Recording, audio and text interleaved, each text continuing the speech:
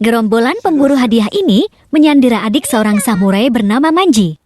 Manji rela menyerahkan dirinya, namun mereka sangat kejam dan malah menghabisi sang adik yang bernama Machi.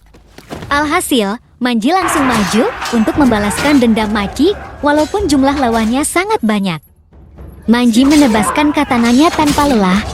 Dia benar-benar membantai satu persatu gerombolan laknat itu.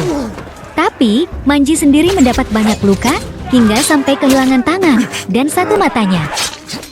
Meski terluka parah, Manji terus memaksakan tubuhnya hingga kemudian dia berhasil membunuh pemimpin gerombolan ini. Setelah itu, Manji ambruk dan sekarat. Namun, seorang nenek bernama Yawabikuni muncul dan memasukkan cacing darah suci pada tubuh Manji. 50 tahun kemudian, Asano dari dojo Motenichi ditantang Anotsu dari dojo itu. Hasilnya, Asano tumbang dalam satu tebasan. Istri Asano dibawa oleh mereka, sementara anaknya dibiarkan bebas. Alhasil, Rin menyimpan dendam pada dojo itu. Di saat dia ingin mencari ibunya, Rin malah bertemu dengan Yamabikuni. Dari infonya, Rin mencari Manji yang rupanya masih hidup. Ternyata, Yawabikuni memanfaatkan wajah Rin yang mirip Machi supaya Manji tak menolak ketika dimintai tolong olehnya. Namun, saat mengantar Rin pulang, Sabato dari dojo itu sudah menunggu di dekat rumahnya. Sabato ingin memenggal kepala Rin seperti yang dia lakukan pada ibunya. Untunglah, Rin sudah bersama Manji. Manji menusuk punggung Sabato, lalu membelahnya menjadi dua. Manji meminta Rin membawa semua senjatanya ke penempa besi. Namun, tanpa sengaja, di sana Rin melihat pedang ayahnya yang dicuri anggota dojo itu. Mendengar itu, Manji pun langsung mencarinya. Tapi, Magatsu dari dojo itu berhasil menjebak dan menusuknya. Untungnya, Manji tak mati oleh serangan begitu dan balik menusuknya. Serangan Manji pada Sabato dan Magatsu memancing munculnya Shizuma. Walau Manji berhasil menikam punggungnya, Shizuma bangkit kembali. Rupanya, dia pun memiliki cacing darah suci di tubuhnya. Parahnya, Shizuma punya racun yang bisa melemahkan cacing di tubuh Manji. Dia menambahkan racun itu ke pedangnya. Namun, walau terluka parah, tekad Manji untuk menjaga Rin lebih kuat. Dia menyerang Shizuma bertubi-tubi, lalu merebut pedang Shizuma untuk ditusukkan ke Shizuma sendiri. Anehnya, meski Manji baru menyerang 3 orang, korban dari dojo itu ternyata mencapai 13 orang. Itu membuat reputasi dojo itu tercoreng. Apalagi kejadiannya bersamaan dengan niatan Shogun untuk mengangkat Anotsu sebagai kepala dojonya. Oleh karena itulah, Anotsu mengirim seorang pembunuh untuk menghabisi Manji. Ini bahaya bagi Manji, sebab luka dia yang sebelumnya belum pulih. Karena sudah firasat, Manji minta Rin untuk pulang duluan ketika Maki muncul. Benar saja, serangan brutal Maki langsung membuatnya terluka parah lagi dan ambruk. Namun, Maki menghentikan serangannya ketika Rin kembali datang dan melindungi Manji. Rupanya, Maki sendiri pun sudah tak mau membunuh lagi demi Anotsu. Sementara itu, pihak Shogun yang diwakili oleh Hibiki ingin menjamu seluruh anggota dojo itu. Tapi, Anotsu tak bisa hadir karena ada janji dengan kepala dojo Shogun sebelumnya yang bernama Ibane. Di hari yang berbeda, Manji dan Rin kembali melihat ada anggota dojo itu yang melintas di depan mereka.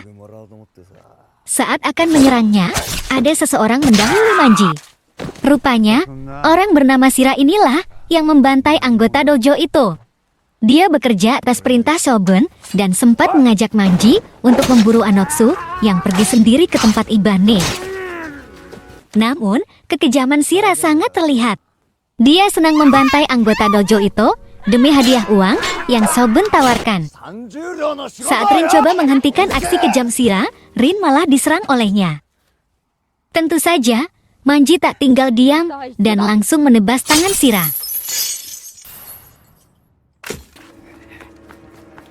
Setelah mengobati luka Rin, Manji pergi ke sebuah toko untuk membelikannya hadiah. Tapi saat kembali, Manji hanya menemukan sebuah surat dari Rin. Ternyata, dia memutuskan untuk tak lagi membahayakan Manji dan pergi sendirian mencari Anotsu. Sementara itu, Anotsu yang tiba di tempat Ibani ternyata malah dikepung.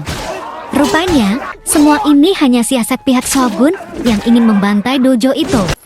Saat Anotsu bertarung melawan orang-orang ini, semua anggota dojonya sudah tumbang karena diracun oleh Hibiki. Anotsu tak gentar melawan pasukan Shogun. Tapi, dia khawatir dengan anggota dojonya. Rin yang coba menghadangnya pun, dia lewati begitu saja. Sialnya, Rin juga jadi ikut dikejar. Sementara itu, langkah Manji juga dihentikan oleh anak buah Shogun. Sebenarnya, Manji tak fokus bertarung karena ingin segera menyusul Rin. Namun, walau tangannya harus terpotong sekalipun, Manji tetap berhasil mengalahkan lawannya. Bersamaan dengan itu, langkah Anotsu dan Rin juga terhenti karena Hibiki bersama pasukannya telah menghadang. Saat beberapa pasukan mengincar Rin, Manji datang dan melemparkan shurikennya untuk melindungi Rin. Begitupun dengan Anotsu, dia selamat dari terjangan peluru karena Maki melindunginya. Sayangnya, jarak Manji dan Rin sedikit berjauhan. Hal itu dimanfaatkan oleh Shira untuk membawa Rin. Manji secepatnya menyusul. Shira memintanya untuk membuang seluruh senjatanya. Tapi, ada satu pisau yang Manji sembunyikan dan berhasil dia lempar ke arah Shira. Shira menghindarinya, namun memang bukan dia targetnya. Karena Rin sudah bebas, Manji leluasa melawan Shira, walau tanpa senjata. Shira terjebak oleh siasat Manji dan terperosok tebing. Dengan mudah, Manji menghancurkan manusia bejat ini. Hal serupa berlaku bagi Hibiki. Anotsu tak memberi ampun untuk aki-aki picik ini. Setelah membantai semua lawan, Manji sudah menunggu untuk menghadapi Anotsu.